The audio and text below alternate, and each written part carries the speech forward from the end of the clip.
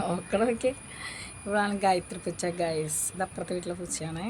ഇത് ഞങ്ങളുടെ പൂച്ചേനെ കണ്ടു കഴിഞ്ഞാൽ അപ്പം കടിപിടി കിടും. പെൺപൂച്ചയാണ് അവൾ. അവൾക്ക് 3 പിള്ളേരുണ്ട്. ഇപ്പോൾ രണ്ടെണ്ണത്തിനെ കൂടെ കാണുന്നുള്ളൂ. ഒരെണ്ണം അവിടെ പോയെന്നറിയില്ല. ഇതാ ഈ വീട്ടിൽ കുറേ പൂച്ചകളില്ലേ, ഈ വീട്ടിലെ പൂച്ചയാണ് അവൾ. പക്ഷേ രാത്രിയാകുമ്പോൾ ഞങ്ങളുടെ പുറത്തെ സീഡിയുടെ അടിയിൽ, അതായത് പുറത്തെ ടെറസിൻ്റെ താഴെ കിടക്കാൻ വരും. ഞങ്ങൾ 12 മണിയൊക്കെ കഴിഞ്ഞ് ഞാൻ ഒരു അവളെ ജനലിൻ്റെ കട്ടിനും കൂടെ അനക്കങ്ങിട്ട് നോക്കിയപ്പോൾ ഈ പൂച്ചയും 2 കുഞ്ഞുങ്ങളും കൂടെ അതിൻ്റെ അടിയിലേക്ക് കണ്ടിട്ടുണ്ട് ഞാൻ. പിന്നെ ഞാൻ നോക്കുമ്പോൾ ഡെയിലി പോകുന്നുണ്ട്.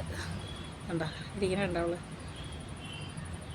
പെൺപൂച്ചയാണ്, നോക്കിയിരിക്കുകയാണ്. പക്ഷെ എൻ്റെ പൂച്ചകളെ കണ്ടാൽ കൊട്ടിച്ച് കീറുള്ളൂ. വില്ലത്തിയാണ് അവൾ. ശരി, ഇപ്പോൾ അവിടെ കിടന്ന് ഉറങ്ങട്ടെ. ഞാൻ ഉടച്ച് വിടുന്നില്ല ഗൈസ്. ചിലപ്പോൾ വിശ്രമിക്കുന്നതാണ്. ഇരുന്നുറങ്ങിയാണ്.